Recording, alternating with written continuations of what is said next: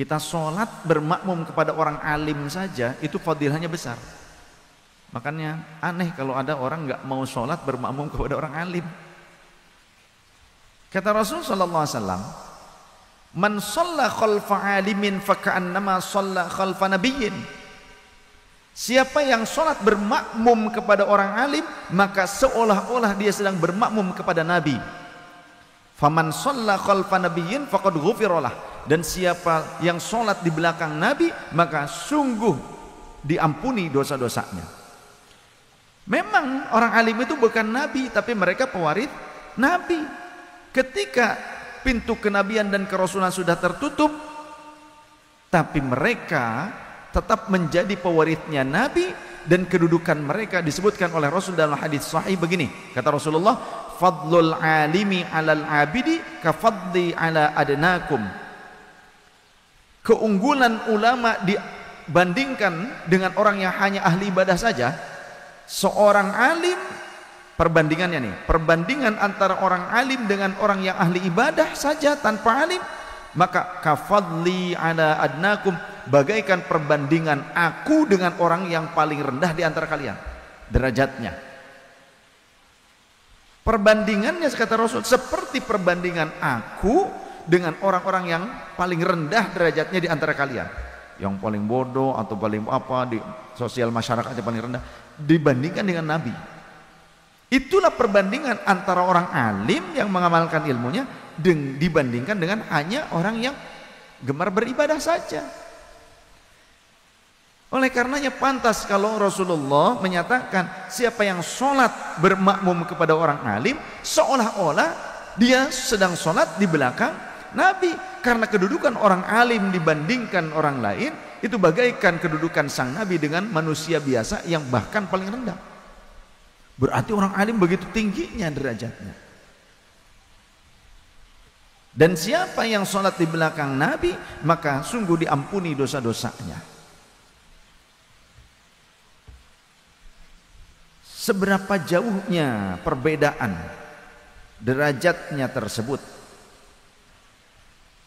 maka sahabat Abdullah bin Abbas radhiyallahu anhuma, beliau menjelaskan,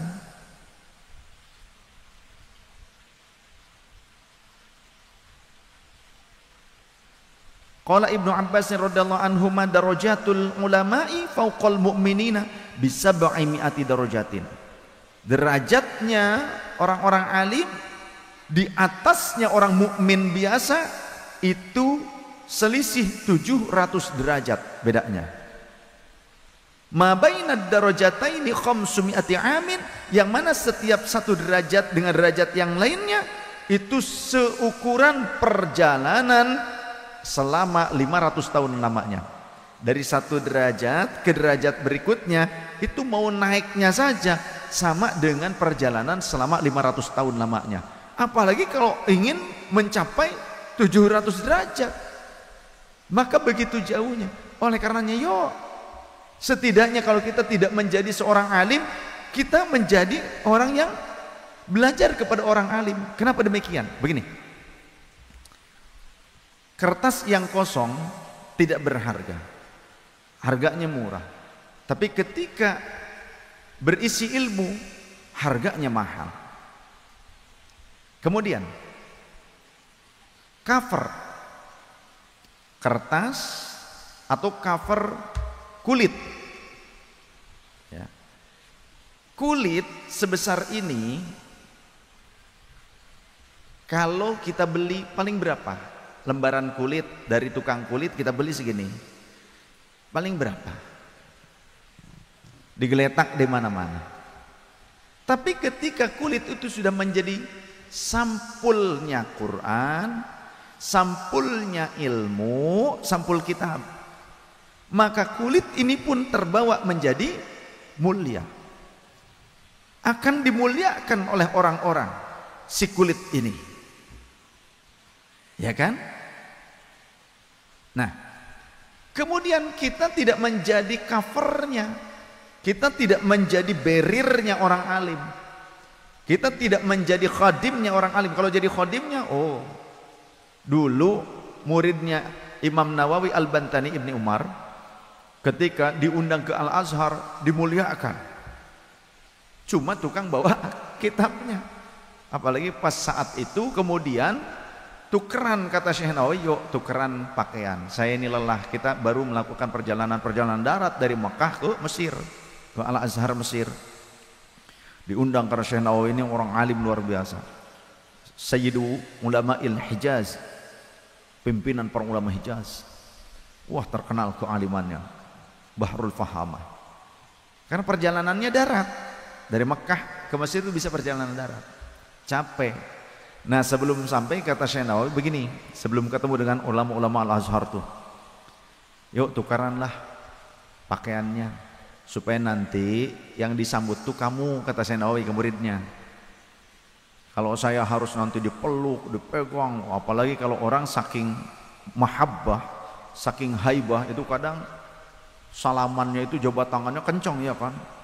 Nah kalau kencang begitu, apalagi pakai cincin begini, rada nyeri itu kan. Apalagi kalau ada yang bukan cuma mau jabatan, tapi mau ngambil cincin juga ada itu. Kan orang ditarik-tarik. Ada yang begitu ya beneran. Nah saya pun pernah begitu gitu kan, ada yang salaman tuh mau narik cincin, sambil narik cincin shot gitu, oh saya giniin aja gitu, oh jadi jelema teh kunaon saya salaman teh yang narik cincin nya wae belum sapir deh lah. Ya ada yang pura-pura nganterin ke mobil, ujung-ujungnya minta burdah lah, minta cincin, wah ya begitu, modus ya, antara modus dengan tulus tipis bedanya. Nah kata Syekh Nawawi, udah nanti kan kamu yang ini, yang disambutnya, saya bagian bawa kitab aja lah. Nurut kepada guru, baik ya Syekh. Nah, nurut. Syekh Nawawi gantian pakaiannya, terus Syekh Nawawi yang pegang kitab. Wah disambut bener oleh ulama-ulama Al-Azhar. Wah dipeluk, wah gitu kan. Oh, mending kalau wangi. Ya kalau pas bau bawang kan repot.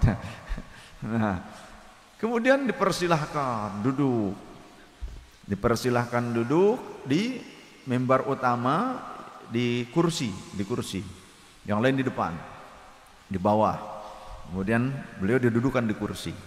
Kebiasaan di Al-Azhar seperti itu sampai sekarang. Jadi yang menyampaikan ilmunya diberikan kursi, yang lain di bawah, meskipun itu dosen-dosen Al-Azhar, kecuali yang sesepuh-sesepuhnya mungkin dikasih sediakan kursi. Nah ini yang lain di bawah. Lalu kemudian diminta agar Syekh Nawawi bisa menjawab pertanyaan-pertanyaan yang diajukan oleh para masyayikh Mesir, masyayikh Al-Azhar. Sebelum pada sesi itu, ketika sudah duduk, nggak kalah set nih santrinya, muridnya nggak kalah set. Ya muridnya seorang alim yang luar biasa, pasti juga alim ya kan, alim. Ya. Tapi alimnya, kealimannya, kepintarannya digunakan untuk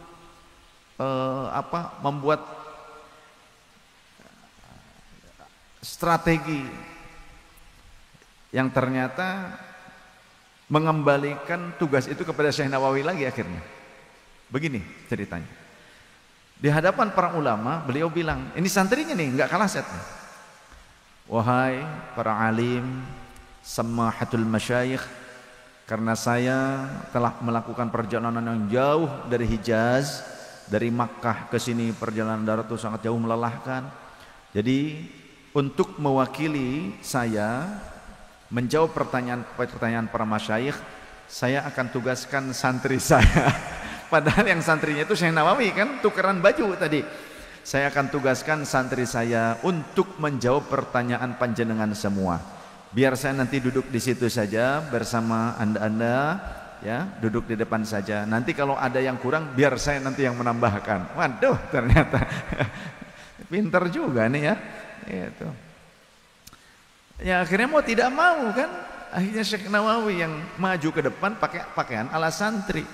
Ditanya jawab, ditanya jawab. Wah, setiap pertanyaan dijawab dengan lugas, panjang lebar, detail. Sehingga para masyayikh Al-Azhar terkagum-kagum. Masya Allah, mereka itu gemuruh semuanya. Allahu Akbar, senada Nabi Muhammad bergemuruh. Mereka sampai berdiri, kemudian mereka akhirnya bergantian memeluk dan mencium santrinya Syekh Nawawi. Padahal itu Syekh Nawawi gitu kan. Orang-orang taunya itu santrinya, tapi bukan mencium santri, mohon maaf, bukan mencium santri tersebut.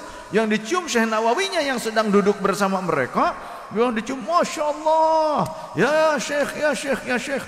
Muridnya saja sedemikian hebatnya, apalagi gurunya. Yang dicium itu muridnya pada santrinya. Aduh, Masya Allah. Artinya gini, seorang santri pun kita menjadi santrinya orang yang mulia. Contohlah, kita menjadi muridnya Maulana Syekh Hisham. Apalagi kita dekat dengan Maulana Syekh Hisham, artinya punya jalinan batin yang begitu kuat dengan Maulana Syekh Hisham, ya. Apalagi juga Maulana Syekh Hisham menunjukkan kedekatan, perhatian, keridhaan kepada kita. Maka kita pun akan terangkat derajatnya. Saya rasakan itu, ya. Tahandus bin Nikmah, barokah Maulana Syekh Hisham. Saya kemana-mana diterima oleh masyarakat, bahkan oleh para ulama. Kebanyakan yang ngundang justru kebanyakan para ulama. Yang ngundang saya itu kebanyakan para ulama, pesantren-pesantren lah, gitu. Padahal saya ini, ya Allah, apa sih? Ya. Tapi mereka mungkin melihat sosok besar Maulana Syekh Hisham, bukan sosok besar tuh, tubuh besar, bukan. Tapi keagungan dan kemuliaan Maulana Syekh Hisham. Karena Syekh Ali Jum'ah saja yang pernah menjadi mufti Mesir itu mengatakan bahwa Maulana Syekh Hisham adalah guruku. Beliau mengaku berguru kepada Maulana Syekh Hisham. Ketika pecinya diambil, Maulana Syekh Hisham juga mengambil imamahnya, dipakaikan gantian tukeran gitu.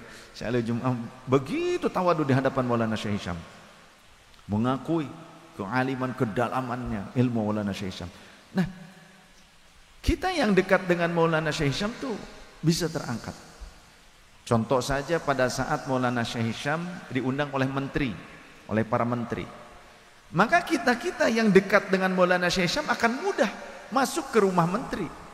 Dulu ke rumah Bu Khofifah waktu jadi menteri sosial, ya, menteri-menteri yang lainnya juga. Kalau yang lain di luar, tapi ketika kita punya kedekatan dengan Maulana Syekh Hisham, kita bisa terbawa. Kita bukan orang alim, tapi dekat dengan orang alim, kita dekat dengan wali, bisa terangkat derajat kita. Sehingga ketika saya mencapai capaian seperti ini, saya tidak berani mengatakan bahwa ini adalah pure pencapaian saya, bukan.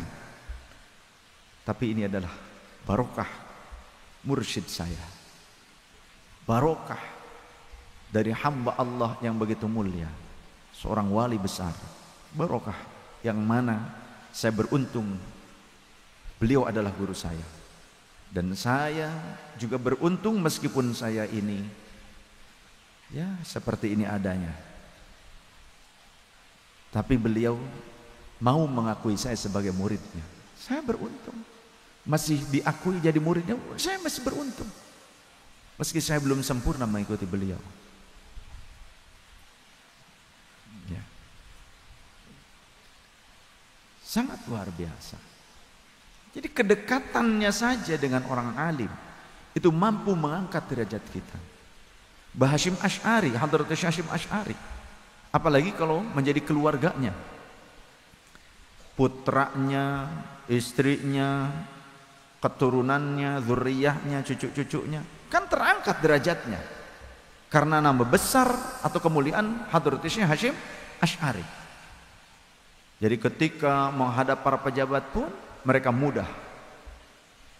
Keluarga Hadrat Syekh Hasyim Asy'ari juga bisa dengan mudah untuk naik jabatan juga bisa. Nah, di sini ada kemuliaan ilmu menempel pada orang yang benar, maka akan menjadi kemuliaan bagi pemiliknya dan bagi orang-orang yang ada di sekitarnya. Dan saya tidak bisa menampik juga bahwa ada barokah dari leluhur saya, dari eyang saya, dari kakek saya yang alim. Setidaknya doa mereka sebelum saya lahir, doa mereka meminta anak keturunan yang soleh, solihah, yang alim menjadi ahli ilmu. Maka ketika kita mencapai pada makom itu, kita jangan menghilangkan upaya dan perjuangan mereka leluhur kita, yang mereka mendoakan kita terus bahkan sebelum kita lahir. Kemudian Allah memberikan ijabahnya, maka berziarah, hadiah kepada mereka, ikuti adab-adab mereka. Adab-adab mereka harus diikuti. Dan bersyukur kepada sesama, itu akan menjadikan kita mampu bersyukur kepada Allah. Sebaliknya kalau kita tidak mampu bersyukur kepada sesama manusia, maka kita tidak akan mampu bersyukur kepada Allah. Kata Rasulullah, man lam yashkurin nasa la yashkurillah. Siapa yang la yashkurullah, siapa yang tidak mampu bersyukur kepada manusia, dia tidak akan mampu bersyukur kepada Allah Subhanahu wa taala. Rasa syukur kita kepada manusia harus ada.